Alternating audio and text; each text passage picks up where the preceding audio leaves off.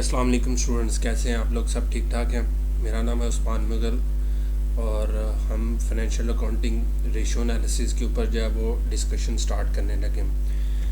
Ratio analysis के ऊपर जब हमने बात करनी तो सबसे पहले हमने जो रेशोज़ डिस्कस करनी वो प्रॉफिटेबिलिटी रेशोज़ होंगी। तो उसी सिलसिले में आज जो है वो हम सबसे पहले जो रेशो डिस्कस करेंगे वो ग्रॉस प्रॉफिट है। आगे जितने भी टॉपिक्स आएंगे इसमें जो है वो प्रॉफिटेबिलिटी रेशोज़ पे पहले हम बात करेंगे। तो इसकी जो है वो टोटल जो रेशोज़ बनती हैं वो टोटल जो है वो 5 रेशोज़ हैं जो प्रॉफिटेबिलिटी के अंदर आती हैं, जिसमें से सबसे पहली है gross profit ratio.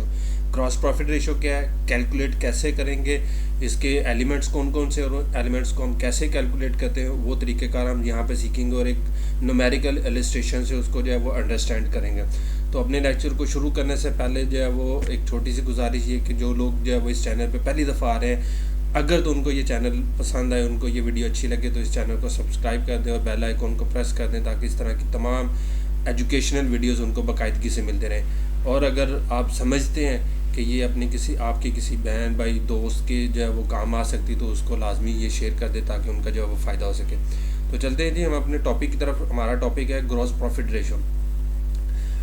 Gross profit ratio क्या है, उससे बात करने से पहले एक छोटी सी बात में हम प्रॉफिटेबिलिटी के ऊपर बात कर लेते हैं कि प्रॉफिटेबिलिटी रेशोज़ हम कैलकुलेट करते हैं उसका पर्पस क्या है। उसका मकसद ये है ये जो रेशोज़ हम जितनी भी कैलकुलेट करते हैं, ना सिर्फ ये प्रॉफिटेबिलिटी, बाकी रेशोज़ भी जितनी भी हम कैलकुलेट करते हैं, इसका मकसद ये होता है कि हम अपनी बिज़नेस की परफॉर्मेंस को जो है वो चेक कर सकें और इसको कंपेयर कर सकें प्रीवियस ईयर्स के साथ या डिफरेंट बिजनेसेस के साथ या डिफरेंट डिपार्टमेंट्स के साथ जो है वो चेक कर सके, डिफरेंट इंडस्ट्रीज़ के साथ जो है वो विद इन द इंडस्ट्री जो है वो चेक कर सके।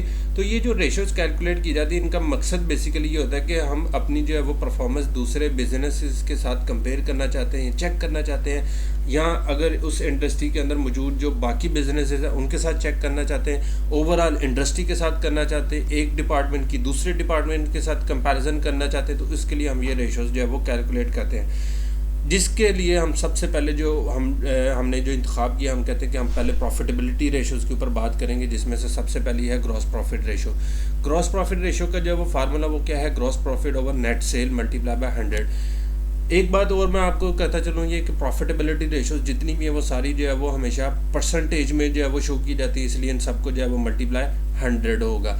जितनी भी प्रॉफिटेबिलिटी रेशोज़ है वो सारी परसेंटेज में शो होती हैं, तो लिहाजा उनके साथ आप मल्टीप्लाई 100 लाजमी करेंगे।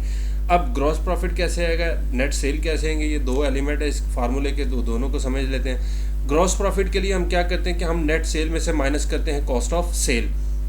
नेट सेल जो है वो क्या होती है, कॉस्ट ऑफ सेल क्या होती है, इसको हम देख लेते हैं। सबसे पहले हम कॉस्ट ऑफ सेल पे बात करते हैं। अगर तो हम ट्रेडिंग बिजनेस कर रहे हैं तो ट्रेडिंग बिजनेस के अंदर जो कॉस्ट ऑफ सेल होती है वो बेसिकली क्या होता है कि जो हमारा opening stock plus purchases plus direct expenses minus closing stock, तो ये हमारा जो है वो कॉस्ट ऑफ सेल होता है। अगर मैन्युफैक्चरिंग बिजनेस है तो उस सूरत में कॉस्ट ऑफ सेल जो है वो अलग से आएगी, उसके ऊपर जो है वो मैंने एक अलग से जो है वो वीडियो रिकॉर्ड की हुई है, आप उसको भी देख सकते हैं। तो हम चूँकि यहाँ पर ट्रेडिंग बिजनेस की बात करें तो ट्रेडिंग बिजनेस में जो है वो क्या होता है कि हमने कॉस्ट ऑफ सेल जब लेनी है तो उसका तरीकाकार क्या है कि हम ओपनिंग स्टॉक में नेट परचेजेस ऐड करते हैं और प्लस करते हैं डायरेक्ट एक्सपेंसेस। डायरेक्ट एक्सपेंसेस से मुराद वो तमाम अखराजात जो ट्रेडिंग अकाउंट में आते हैं। ट्रेडिंग अकाउंट के ऊपर जो है वो फाइनल अकाउंट के ऊपर एक अलग से जो है वो पूरा एक चैप्टर की वीडियो है, उनको भी जो है वो मैं इंशाल्लाह जो है वो आपके साथ शेयर करूँगा, आप उसको भी देख सकते हैं। तो डायरेक्ट एक्सपेंसेस से मुराद वो तमाम एक्सपेंसेस जो ट्रेडिंग अकाउंट में शो किए जाते हैं उनको डायरेक्ट एक्सपेंसेस कहते हैं, जिसकी मिसाल जैसे वेजेस है, कैरेज इनवर्ड है,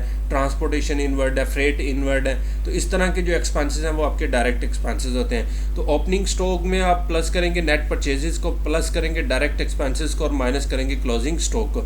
अब यहाँ पर मैंने दो चीज़ों के ऊपर जो है वो फर्दर बात करते चलूँ कि नेट सेल से मुराद यहाँ पर क्या है और नेट परचेजेस का मतलब क्या है। तो नेट परचेजेस से मुराद है gross purchases minus purchases returns, और नेट सेल भी इसी तरह के आप ग्रॉस सेल में से सेल्स रिटर्न पहले माइनस कर लेंगे।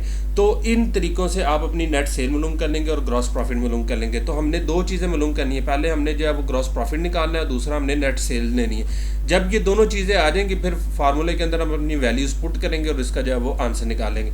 अब इसको जो है वो न्यूमेरिकली समझने के लिए मैं एक इलस्ट्रेशन एक जो है वो अज्यूम करता हूँ एक डाटा कि फ़र्ज़ करें हमारे पास ओपनिंग स्टॉक है 13,000, परचेजेज है 15,750, सेल्स हमारे पास है 21,000, फ्रेट आउटवर्ड है हमारे पास 165, कैरिज इनवर्ड हमारे पास है 500, वेजिस हमारे पास है 1350, कमीशन हमारे पास है 1150, क्लोजिंग स्टॉक हमारे पास है 12,600, रिटर्न आउटवर्ड्स हमारे पास है 500, रिटर्न इनवर्ड्स हमारे पास है 750।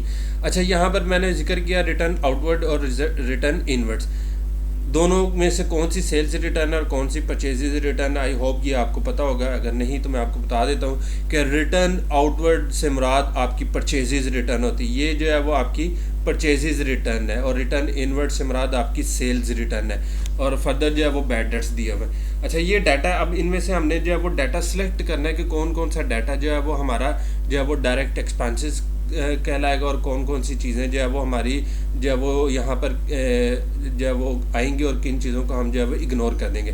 तो सबसे पहले हम अपने डायरेक्ट एक्सपेंसेस के ऊपर आ जाते हैं। डायरेक्ट एक्सपेंसेस में जो है वो हमारे वो तमाम एक्सपेंसेस जो कि ट्रेडिंग अकाउंट में आते हैं। तो फ्रेट इनवर्ड यहाँ पर पहला एक्सपेंस दिया हुआ, ये हमारा प्रॉफिट एंड लॉस में आता है, ट्रेडिंग अकाउंट में नहीं आता, लिहाजा इसको छोड़ देंगे, इसको हम यहाँ पर ट्रीट नहीं करेंगे। कैरिज इनवर्ड हमारा जो है वो डायरेक्ट एक्सपेंस है, ये ट्रेडिंग अकाउंट में आता है। वेजिस हमारा डायरेक्ट एक्सपेंस है, ये भी हमारा ट्रेडिंग अकाउंट में आता है। तो इन दोनों को ले लेंगे, ये दोनों हमारे जो है वो डायरेक्ट एक्सपेंसेस हैं, कैरिज इनवर्ड और वेजिस, ये दोनों जो है वो डायरेक्ट एक्सपेंसेस के अंदर आ जाएंगे। तो ये हमारे क्या है, डायरेक्ट एक्सपेंसेस दो हैं। कमीशन भी हमारा प्रॉफिट एंड लॉस में आता है, इसको भी छोड़ देंगे। Closing stock, return outward, return inward, इनको भी जो है वो हम ट्रेडिंग अकाउंट में सेपरेटली डील करते हैं, ये कॉस्ट ऑफ सेल में आएंगे। बैड डेट्स हमारे जो है वो प्रॉफिट एंड लॉस में आते हैं, लिहाजा इनको भी छोड़ देंगे। तो फिर इसका मतलब क्या हुआ कि वेजिस और कैरिज इनवर्ड, ये दो हमारे डायरेक्ट एक्सपेंसेस है, ये दोनों हम यहाँ पर ले लेंगे। पहली चीज़ हमने डायरेक्ट एक्सपेंसेस ले लिए, उसके बाद हम नेट परचेजेस देख लेंगे, क्योंकि हमने जब ग्रॉस प्रॉफिट कैलकुलेट करना है तो हमने net sale minus cost of sale minus करने डायरेक्ट एक्सपेंसेस, ये सेल में से ये दोनों चीज़ें माइनस करेंगे तो हमारा ग्रॉस प्रॉफिट आ जाएगा। तो मैंने डायरेक्ट एक्सपेंसेस आपको एक्सप्लेन कर दिए कौन कौन से हैं। अब कॉस्ट ऑफ सेल आपने नेट सेल आपने लेनी है, तो नेट सेल के लिए आप क्या करें, ग्रॉस सेल में से माइनस कर दें सेल्स रिटर्न। सेल्स रिटर्न से मुराद जो है वो आपकी रिटर्न इनवर्ड्स हैं, जो कि ये आपकी 750 है। तो ग्रॉस सेल में से आप सेल्स रिटर्न या रिटर्न इनवर्ड्स माइनस करेंगे तो ये नेट सेल आ जाएंगी। उसके बाद आपने कॉस्ट ऑफ सेल लेनी है। कॉस्ट ऑफ सेल जो है वो आपका कैसे आएगा, opening stock plus net purchases minus closing stock. तो ओपनिंग स्टॉक हमारे पास है 13,000, परचेजेस हमारे पास हैं 15,750। ये टोटल परचेजेस हैं, इसको पहले नेट परचेजेस निकालें। वो नेट परचेजेस कैसे आएंगी कि ग्रॉस परचेजेस में से आप माइनस करेंगे परचेजेस रिटर्न। तो ग्रॉस परचेजेस हैं 15,750 माइनस 500। तो मैं साथ साथ ये कैलकुलेशन भी आपको करके जो है वो दिखा देता हूँ कि सबसे पहले हमने जो है वो नेट परचेजेस लेनी है। तो क्या करेंगे, हमारे पास है 15,750 ग्रॉस परचेजेस, इसमें से माइनस कर देंगे परचेजेस रिटर्न जो कि है 500, तो हमारे पास 15,250 जो है वो नेट परचेजेस आ जाएंगे। क्लियर होगी बात ये। उसके बाद जो है वो ओपनिंग स्टॉक आ गया, नेट परचेजेस आ गई, और इसमें से हम माइनस करेंगे क्लोजिंग स्टॉक। तो जी हम इनको जो है वो देख लेते हैं, हमारी कॉस्ट ऑफ सेल कैसे आएगी कि 13,000 हमारा जो ओपनिंग स्टॉक है, इसके अंदर हम प्लस कर देंगे 15,250 हमारी जो नेट परचेजेस है, और माइनस कर देंगे यहाँ से अपना क्लोजिंग स्टॉक 12,600। तो ये हमारे पास जो है वो कॉस्ट ऑफ सेल आ जाएगी 15,650। तो ये हमारी कॉस्ट ऑफ सेल आ गई। और डायरेक्ट एक्सपेंसेस ये थे, इन दोनों को टोटल कर लेंगे 500 और जमा 1350, तो ये 1850 हो जाएंगे।